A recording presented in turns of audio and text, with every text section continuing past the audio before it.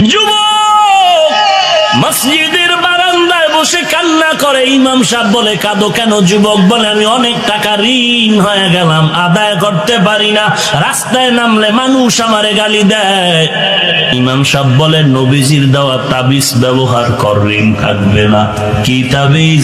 বলে, নবীজি দোয়া শিখায় গেছেন, দোয়াটা পড়, আল্লাহুম্মা কফিনি বিহালালিকা আন হারামিক ওয়া আগনিনি বিফজলিকা আম্মান সিওয়াক। যুবক বলে, হুজুর দয়া করে ক্ষমা করবেন, এই দোয়া আমি শিখি নাই, করতেও পারবো না।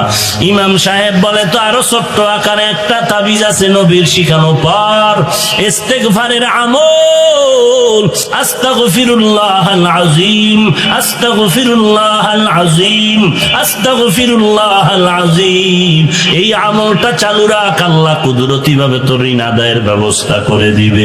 আর নগদ একটা পরামর্শ নেও, তোমার এখান থেকে বহুদূর একটা জঙ্গলের কিনারায় বড় লোকের বাড়ি আছে, ওই বাড়িতে গিয়া বড় লোকের কাছে যদি হাত বিছাইতে পারো, অল্প যদি দেয়, তুমি অনেক কিছু পেয়ে যাবা, তোমার ঋণ আদায় হবে, সংসারও চলার রাস্তা হবে।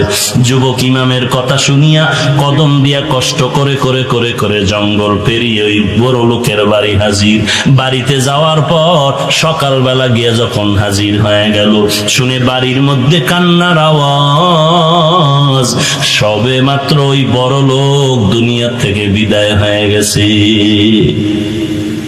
যুবকের মনটা খারাপ হয়ে গেল, কপাল আমার খারাপ, ইমামের পরামর্শ নিয়ে এত কষ্ট করে আসলাম। যুবক কান্না, আমার কপাল এত খারাপ, ক্লান্ত হয়ে গেল, দীর্ঘ পথ সফর করে আসাতে ক্লান্ত হয়ে মাটিতে ঘুমায় পড়লো। ঘুমের মধ্যে স্বপ্ন দেখতেছে, রে যুবক, তুই যেই বাড়িতে আসো, ওই ছোট্ট ঘরের মধ্যে যে মাটির উপরে বিছানা লাগায় ঘুমাও, ওই পালিশের নিচে মাটি খনন করে দেখবি ওখানে স্বর্ণ পড়ে আছে, স্বর্ণ। ওই স্বর্ণ উঠাইয়া ঋণ আদায় কর, বাকিটা দিয়া জীবনটা চালাও।